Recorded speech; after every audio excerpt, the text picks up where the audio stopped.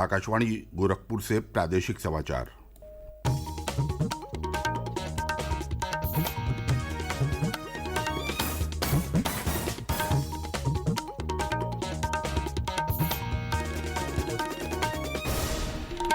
नमस्कार। समाचार बुलेटिन के साथ मैं प्रमोद कुमार सिंह। पहले मुख्य समाचार। मुख्यमंत्री योगी आदित्यनाथ ने अयोध्या में चल रहे विकास कार्यों का लिया जायजा। कहा, आने वाले समय में अयोध्या दुनिया की सुंदरतम नगरी के रूप में होगी स्थापित। राज्यपाल आनंदीबेन पटेल ने मेरठ के सरदार वल्लभ भाई पटेल कृषि एवं प्रौद्योगिकी विश्वविद्यालय में हुनर से रोजगार और महिला सशक्तिकरण कार्यक्रम का किया शुभारंभ। कहा, महिलाएं आज हर क्षेत्र में बढ़ रही हैं आगे। प्रदेश सरकार से दूसरे दौर की वार्ता के बाद विद्युत विभाग के कर्मचारियों की हड़ताल बिना शर्त हुई समाप्त। ऊर्जा मंत्री ए.के. शर्मा ने बाधित विद्युत आपूर्ति तत्काल बहाल करने के दिए निर्देश। और गौतम बुद्ध नगर में Uttar Pradesh international trade show का प्रत्येक वर्ष किया जाएगा आयोजन। औद्योगिक विकास मंत्री नंद गोपाल गुप्ता नंदी ने कहा, इस आयोजन से प्रदेश के निर्यात को मिलेगी नई ऊंचाई।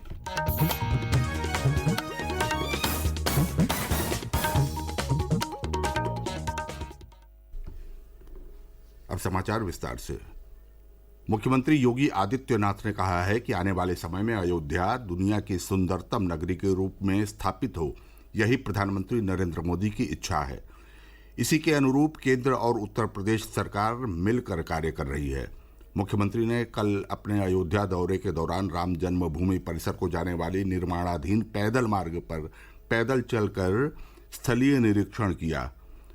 उन्होंने यहाँ चल रहे विकास कार्यों के बारे में जानकारी प्राप्त की और अधिकारियों को गुणवत्ता युक्त कार्य करने के निर्देश दिए। 4 लेन की कनेक्टिविटी चारों ओर से रामपथ नए घाट से लेकर के और राम जन्मभूमि होते हुए आगे लखनऊ मार्ग से भी टेडी बाजार होते हुए 4 लेन की कनेक्टिविटी दी जा रही है। हनुमानगढ़ी के बगल से भक्ति पथ का निर्माण किया जा रहा है और यही नहीं, सुग्रीव किला के बगल से भी 4 लेन की बेहतरीन कनेक्टिविटी श्री राम जन्मभूमि के लिए उपलब्ध करवा करके श्रद्धालुओं की बेहतरीन सुविधा को ध्यान में रख करके यहाँ पर अन्य अनेक कार्यक्रम किए जा रहे हैं। प्रधानमंत्री जी की इच्छा के अनुरूप केंद्र और राज्य सरकारें पंचकोसी परिक्रमा को, 14 कोसी परिक्रमा को, 84 कोसी परिक्रमा को, संतों और श्रद्धालु जनों को मिलने वाली सुविधा को ध्यान में रख करके अनेक कार्यक्रम चला रही है। इस दौरान मुख्यमंत्री ने अयोध्या में राम नाम स्तूप और श्री राम लला भवन का लोकार्पण भी किया। इससे पहले उन्होंने भगवान रामलला के दर्शन और पूजन किया। साथ ही हनुमानगढ़ी में भी पूजा अर्चना की। राज्यपाल आनंदीबेन पटेल ने कहा है कि महिलाएं आज हर क्षेत्र में आगे बढ़ रही हैं। महिलाओं का आर्थिक विकास ही नहीं, सामाजिक विकास भी हो रहा है। यही महिला सशक्तिकरण है। उन्होंने कहा कि आज महिलाओं की सोच बदली है। वे स्वयं सहायता समूह के माध्यम से भी आत्मनिर्भर बन रही हैं। राज्यपाल कल मेरठ के सरदार वल्लभ भाई पटेल कृषि एवं प्रौद्योगिकी विश्वविद्यालय में हुनर से रोजगार और महिला सशक्तिकरण विषय पर आयोजित कार्यक्रम को संबोधित कर रही थीं। राज्यपाल ने कहा कि प्रधानमंत्री नरेंद्र मोदी के नेतृत्व में चलाई जा रही विभिन्न सरकारी योजनाओं का लाभ महिलाओं को मिल रहा है, जिससे देश में महिलाओं का सम्मान बढ़ा है। इस अवसर पर राज्यपाल ने विश्वविद्यालय परिसर में महिलाओं द्वारा बनाए गए मोटे अनाज के उत्पादों और जैविक खेती की प्रदर्शनी का अवलोकन किया। उन्होंने विश्वविद्यालय में जैव नियंत्रण प्रयोगशाला का लोकार्पण किया और किसानों को उपलब्ध कराए गए 3 ड्रोन का उद्घाटन भी किया। कार्यक्रम को केंद्रीय मत्स्य पालन और डेयरी विकास राज्य मंत्री डॉक्टर संजीव कुमार बालियान और कृषि मंत्री सूर्य प्रताप शाही ने भी संबोधित किया। उप मुख्यमंत्री ब्रजेश पाठक ने कहा है कि सनातन संस्कृति में योग और ध्यान के माध्यम से तमाम व्याधियों का उपचार किया जाता रहा है। अब योग और ध्यान को दुनिया स्वीकार कर रही है। उन्होंने कल लखनऊ के इंदिरा डैम में मुक्त काशी ध्यान केंद्र के शुभारंभ अवसर पर यह बात कही। उन्होंने कहा कि लोग योग और ध्यान के माध्यम से अपने को स्वस्थ रख सकते हैं। इससे तन मन दोनों स्वस्थ रहता है। कार्यक्रम में बड़ी संख्या में योग और ध्यान से जुड़े लोग उपस्थित रहे।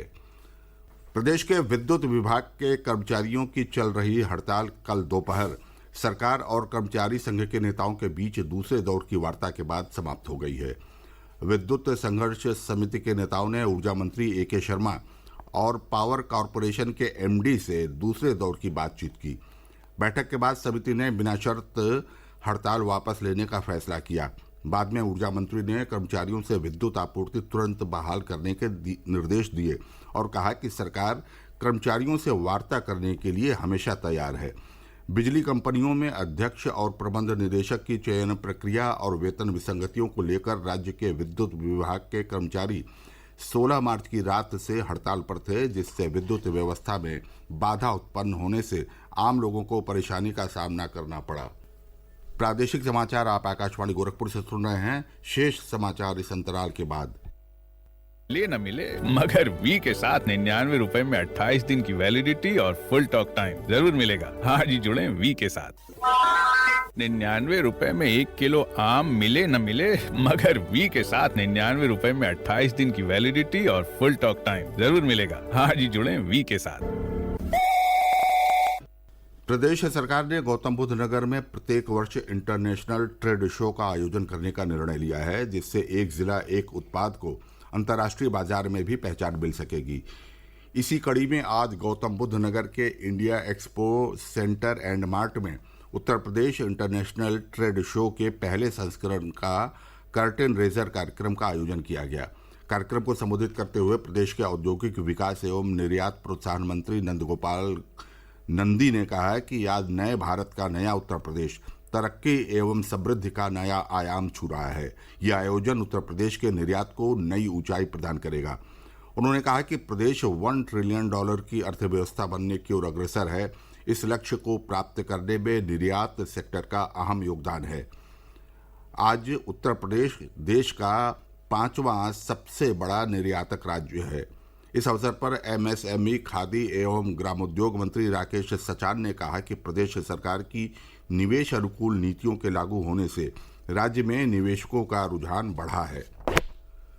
आकाशवाणी से विशेष श्रृंखला में प्रधानमंत्री के मन की बात कार्यक्रम के अंश प्रसारित किए जा रहे हैं। लोग, आवाज और सीधा संवाद, यानी हमारे, आपके, हम सबके मन की बात। जी हां, ऐसे ही करोड़ों लोगों से जुड़ते हैं हमारे प्रधानमंत्री आकाशवाणी पर हर महीने के आखिरी रविवार को मन की बात कार्यक्रम के साथ। 3 अक्टूबर 2014 को शुरू हुआ ये सिलसिला इस बार अप्रैल में अपनी 100वीं कड़ी के साथ जारी रहेगा। इस अवसर पर आकाशवाणी इस विशेष कार्यक्रम से प्रधानमंत्री के कुछ ऐसे चुनिंदा संबोधनों को प्रस्तुत करने जा रहा है जिन्होंने देश को नई राह दिखाई। सेना के अफसरों और सैनिकों को अरसे से शिकायत रही 1 रैंक 1 पेंशन न मिलने की। 2014 के चुनाव अभियान में प्रधानमंत्री मोदी ने सीमाओं की रक्षा में जान की बाजी लगाने वाले सैनिकों की इस मांग को पूरा करने का वादा किया, जिसे सरकार बनते ही पूरा किया गया। 31 मई 2015 को प्रसारित मन की बात में प्रधानमंत्री ने इसकी यूं चर्चा की।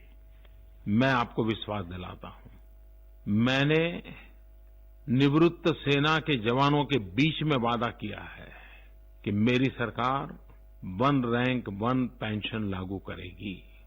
हम जिम्मेवारी से हटते नहीं हैं और सरकार बनने के बाद भिन्न भिन्न विभाग इस पर काम भी कर रहे हैं। मैं जितना मानता था उतना सरल विषय नहीं है, पेचीदा है और 40 साल से उसमें समस्याओं को जोड़ा गया है। मैंने इसको सरल बनाने की दिशा में, सर्व स्वीकृत बनाने की दिशा में सरकार में बैठे हुए सबको रास्ते खोजने पर लगाया हुआ है। वरिष्ठ भाजपा नेता और लोकसभा सांसद जगदम्बिका पाल ने कहा है कि केंद्र और प्रदेश की भाजपा सरकार पिछड़े जनपदों के सर्वांगीण विकास को सुनिश्चित करने के लिए कृत संकल्पित है। उन्होंने कहा कि सिद्धार्थनगर जिले को सरकार द्वारा एक आकांक्षी जनपद के रूप में चिन्हित किया गया है और उसी का परिणाम है कि पिछले 8 वर्षों में सिद्धार्थनगर में आधारभूत संरचना के विकास में बड़े पैमाने पर निवेश किया गया है। और अंत में बुलेटिन के मुख्य समाचार एक बार फिर।